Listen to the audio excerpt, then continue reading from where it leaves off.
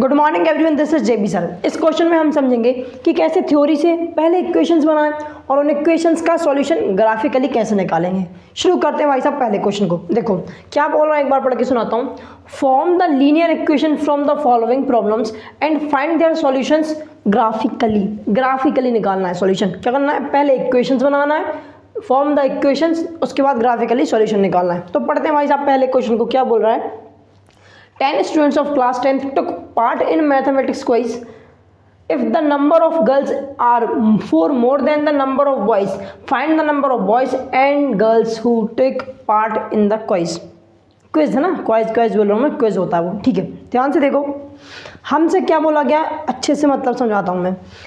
Class 10वीं के और 10th क्लास के 10 स्टूडेंट्स ने मैथमेटिक्स क्विज में पार्ट लिया है, जिसमें से जो गर्ल्स हैं वो कितनी हैं, गर्ल्स बॉयज़ से 4 ज़्यादा हैं। 4 गुना नहीं, बॉयज़ से 4 ज़्यादा हैं। जैसे कि मान लो अगर गर्ल्स मतलब अगर बॉयज़ 100 हैं तो गर्ल्स कितनी हो जाएंगी, 104 हो जाएंगी। बात क्लियर हुई। वैसे तो 100 बच्चे ही नहीं है, लेकिन मैंने एग्जांपल देने के लिए बताया।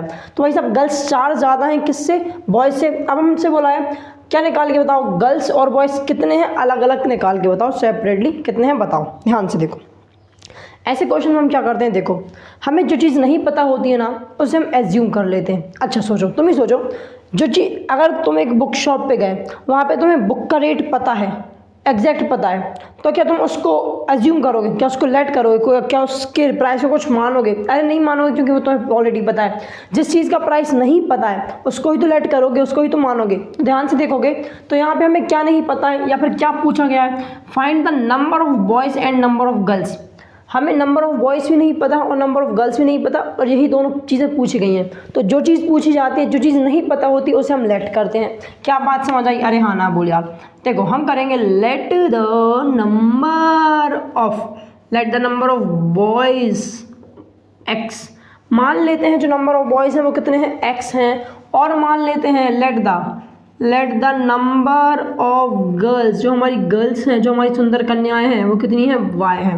नादान बालक एक्स है, सुंदर कन्याएं वाई है। ठीक है, अब हमसे बोला गया निकालो इनको। अब इनसे इक्वेशन कैसे बनाएंगे समझना। हमें कुछ चीज़ दी है, वापस से उसको रीड करो। क्वेश्चन जब तक समझ नहीं आ रहा, जब तक नहीं आ रहा कि भाई साहब कैसे इक्वेशन बनेगी, हमें क्वेश्चन को ही रीड करना है। हमें पहले ही लाइन में दिया है 10 students of class 10th took part in mathematics quiz. सिर्फ 10 स्टूडेंट्स ने पार्ट लिया है, 10 स्टूडेंट ने टोटल पार्ट लिया है। ठीक है, तो सोचो ये नंबर ऑफ़ बॉयज़ हैं, ये नंबर ऑफ़ गर्ल्स हैं।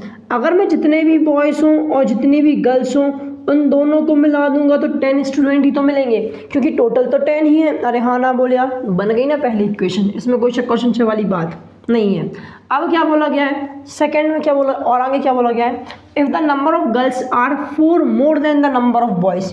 जो नंबर ऑफ गर्ल्स हैं वो 4 ज़्यादा हैं बॉयज़ से, 4 ज़्यादा हैं बॉयज़ से। ध्यान से देखना, जो नंबर ऑफ गर्ल्स हैं वो कितनी है, बॉयज़ से 4 ज़्यादा, बॉयज़ से 4 ज़्यादा। तो देखो अगर बॉयज़ में 4 ज़्यादा प्लस कर दूंगा तो मुझे क्या मिलेगा, मुझे मिल जाएंगी नंबर ऑफ गर्ल्स। क्या मेरी बात क्लियर है? The number of girls are 4 more than the number of boys. अरे हाँ ना बोल यार, are 4 than the number of boys. तो ये बन गई आपकी सेकंड इक्वेशन। अब इनके सॉल्यूशन निकालना है ग्राफिकली। तो देखो ग्राफिकली कैसे निकालते हैं बताता हूँ। हमें पता है जो हमारा पॉलिनोमियल होता है, लीनियर पॉलिनोमियल होता है, उसका जो ग्राफ बनता है एक स्ट्रेट लाइन बनती है। बिल्कुल सही बात है।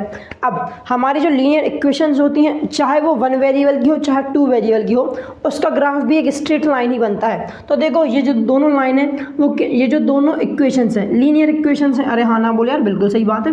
तो इनका जो ग्राफ बनेगा वो भी स्ट्रेट लाइन बनेगा, और उसे हम सिर्फ एक ग्राफ में बनाएंगे। किस में बनाएंगे, सिर्फ एक ही ग्राफ में बनाएंगे। तो देखो क्या करेंगे पहले भाई साहब, क्या करेंगे, अगर मुझे ग्राफ बनाना है, एक स्ट्रेट लाइन अगर तुम्हें बनानी हो तो उसके लिए कम से कम तुम्हें 2 डॉट चाहिए होंगे, 2 पॉइंट चाहिए होंगे। उन दोनों पॉइंट को जोड़ करके आप एक स्ट्रेट लाइन ड्रॉ कर सकते हो। हाँ कर सकते हैं। तो हम क्या करेंगे, इनके कोऑर्डिनेट्स निकालेंगे, 2 पॉइंट निकालेंगे हर एक के।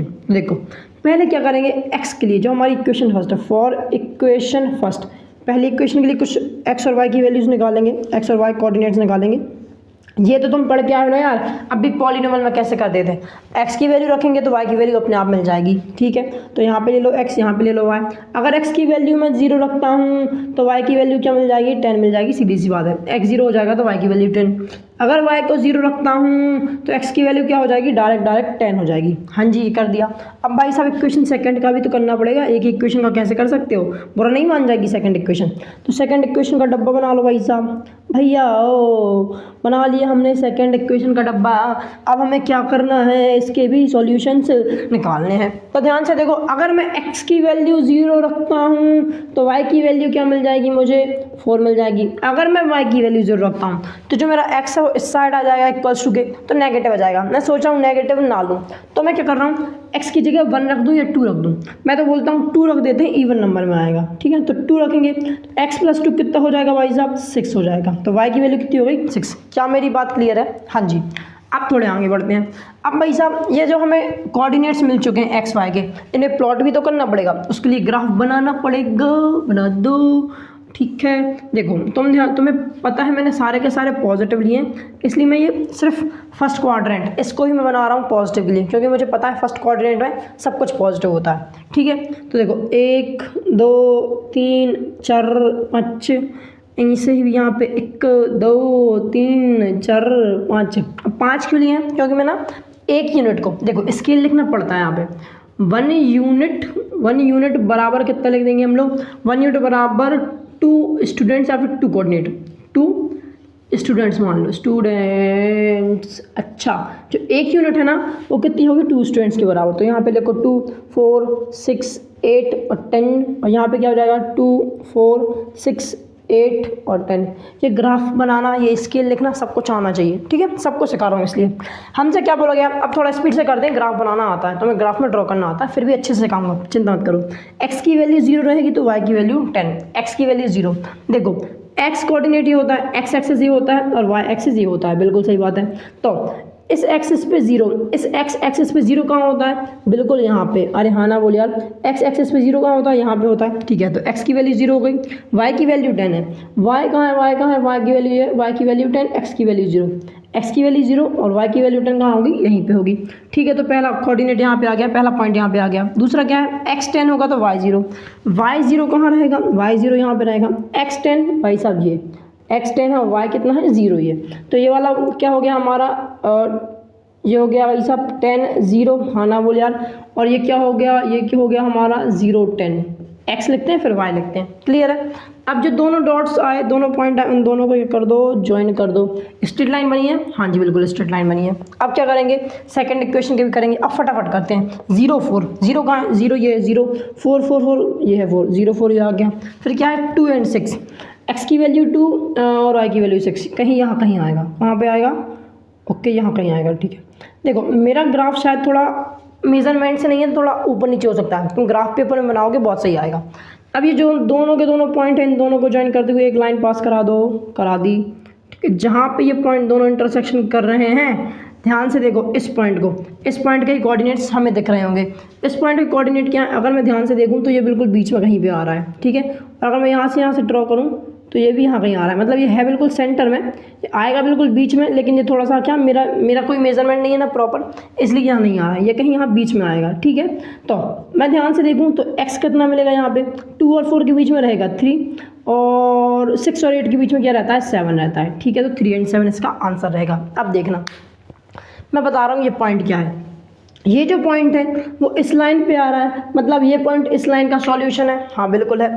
ये जो पॉइंट है वो इस लाइन पे भी आ रहा है, मतलब इस लाइन का भी सॉल्यूशन यही पॉइंट है। तो ये पॉइंट दोनों लाइन का सॉल्यूशन है, मतलब दोनों लाइन की इक्वेशन को सेटिस्फाइड करेंगी इस कोऑर्डिनेट्स के, इस पॉइंट के कोऑर्डिनेट्स। अरे हाँ ना बोला, इस पॉइंट के x और y कोऑर्डिनेट्स दोनों लाइन को सेटिस्फाइड करेंगे, मतलब ये दोनों ही इनके सॉल्यूशंस होंगे। अच्छा हाँ, तो देखो हम पहले x लिखते हैं फिर y लिखते हैं, तो x की वैल्यू कितनी हो जाएगी 3, y की वैल्यू कितनी हो जाएगी 7। अरे हाँ ना बोल यार, तो ध्यान से देखोगे x क्या था, x तो नंबर ऑफ बॉयज़ थे, हाँ जी नंबर ऑफ बॉयज़ थे, तो नंबर ऑफ बॉयज़ कितने आ गए 3 आ गए। y क्या था, y तो नंबर ऑफ गर्ल्स, मतलब सुंदर कन्याएं थी, कितनी आ गई 7। अरे हाँ ना बोल यार, बस स्क्रीनशॉट लो, खत्म, इतना ही करना था। आई होप क्वेश्चन समझ आया होगा। अगर समझ आया, वीडियो पसंद है, वीडियो को लाइक करो, चैनल सब्सक्राइब करो। मिलते हैं नेक्स्ट वीडियो में, तब तक के लिए bye bye, have a good day.